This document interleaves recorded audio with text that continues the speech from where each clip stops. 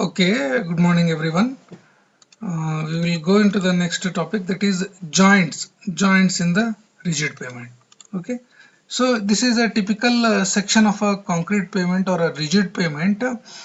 Generally, we can see one type of joint, that is expansion joint. Expansion is nothing but during the raising in the temperature or during the summer season, this panel will also expand in this direction as well as in this direction. One thing, this panel will also expand in both x direction and y direction. When they both will expand in this direction, obviously the curling of the slab will take place. The curling of the slab will take place and it will lead to the cracks. So that is why to avoid that cracking or curling, some gap is left. Some gap is left, that is we call by expansion joint. Okay, that is we call expansion joint. And this gap generally filled with resilient material or rubber kind of a thing, such that it is compressible. During summer it will get compressed and during winter it will slowly expand such that easy functioning of the slab will takes place or load vehicle movement will takes place. Now the see vehicle movement will be in this direction only, it is easily understood. The joint a panel next to next in the same direction, this is called as a longitudinal joint. Can you see the cursor of the mouse in which way it is moving? This is called as longitudinal joint. And perpendicular to the vehicle movement, that joints are called as transverse joint. These are called as transverse joint. The perpendicular to the vehicle movement, the parallel to the vehicle movement are called as longitudinal joint. Longitudinal joint. Very important point here is, for longitudinal joint from this panel to this panel joining, tie bars are used. The bars coming like this, these are called as tie bars. The bars coming like this, the transverse joint bars, are called as dowel bars. These are called as dowel bars. Here from this panel to this panel, this panel to this panel, this panel to this panel, like this, the reinforcement bars are called as dowel bars. Here this type of bars are called as tie bars. Okay. Now apart from this, there is a joint also called by the name contraction joint. This is nothing but a groove cut on the surface, for which when concrete is in fresh state, shrinkage will come and shrinkage will induce the crack, and the crack are going to start coming on this. To avoid that one, to induce the cracks in this region only, not spreading over the panel, so groove cut is called as contraction joint. Apart from that, some other joints are also provided for temperature change, rise and fall. These are called as warping joint. So 5 joints we have seen: expansion, contraction, warping. Apart from that, longitudinal and transverse.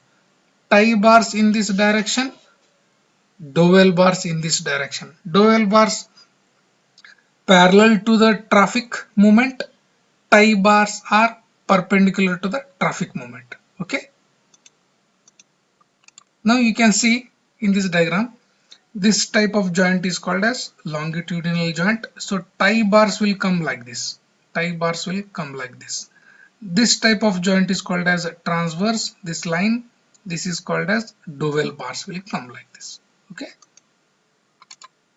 now you can see these are called as dowel bars. These are called as dowel bars. Very important. There is a design for dowel bar system. There is a design for dowel bar system for your syllabus is there. Okay, so you need to design these things. Okay, to understand how it is working, you should understand. See, this is called as a system of dowel bar. This is called as a system of dowel bar. You are going to design this diameter and you are going to design this length. This is called as length of one dowel bar. This is called as dia of the dowel bar. This is called as a spacing of the dowel bar from here to here, here to here. three type of distances you are going to calculate. Okay, so this problem will definitely come for 15 marks, I think. Okay, now see, this is between transverse joint. Are you able to see this one? This is a transverse joint. The similar thing is embedded here. Similar thing is embedded here.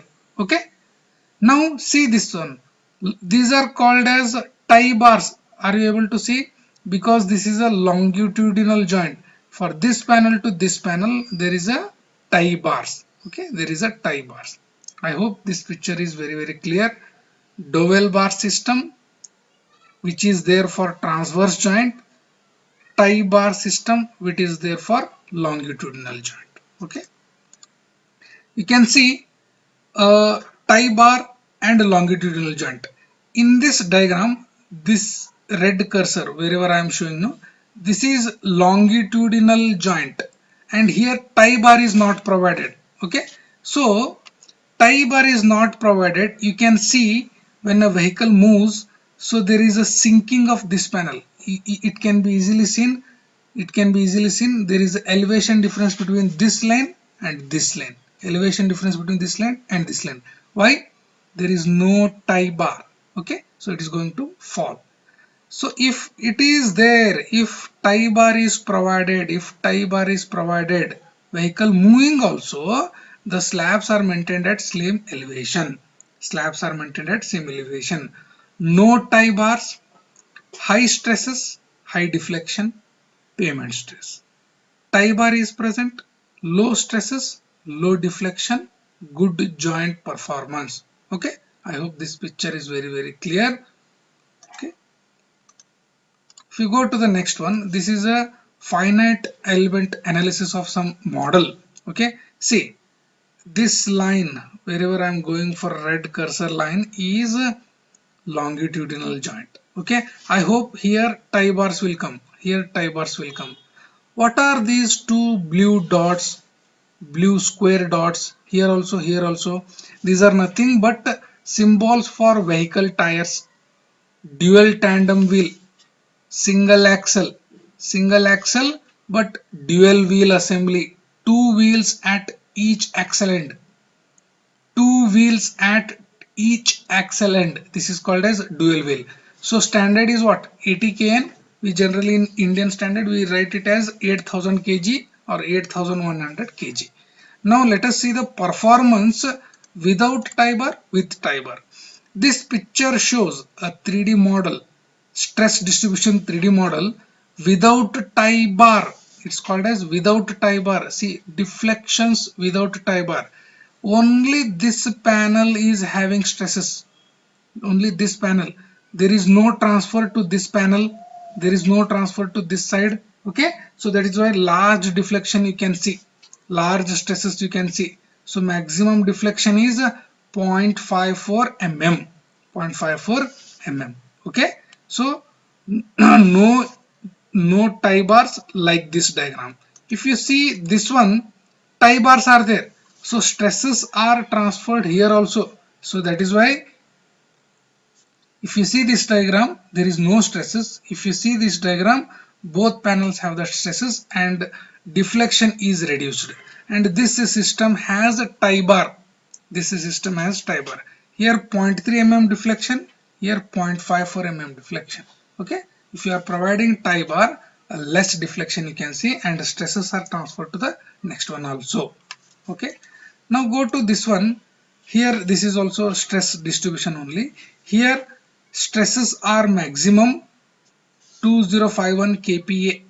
Here stresses are a little bit lesser, 1600 kPa. Just a number showing the effect of tie bar.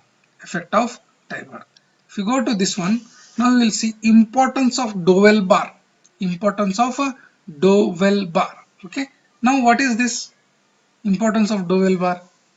Okay, this is one panel, this is another panel. Faulted joint happened. Okay, without a tie bar, in this direction vehicle moves, there will be sinking of this slab. Okay, aggregate interlocking will get disturbed. So that is why we call them high stresses. These are called as high stresses. Okay, what will happen when vehicle moves? If no dowel bar is there, this slab will sink and this will get raised for the rapid movement. This is called as no dowel bar system. If you go to the next slide, you can easily see dowel bar is provided, stresses are low, deflections are low, movement of the vehicle is also very good. No differential settlement. In the previous slide, differential settlement was there. You can see differential settlement is also there. Okay, so but in the dowel bar system, differential settlement is not there. Both are at the same level. So dowel bar system. Now same 3D model, dual wheel assembly, vehicle movement will be like this. Okay, we can see the stress diagram here. Without dowel bar, only this panel, such that large concentration of stresses are happening here. So the deflection is 1.0 mm, 1.02 mm.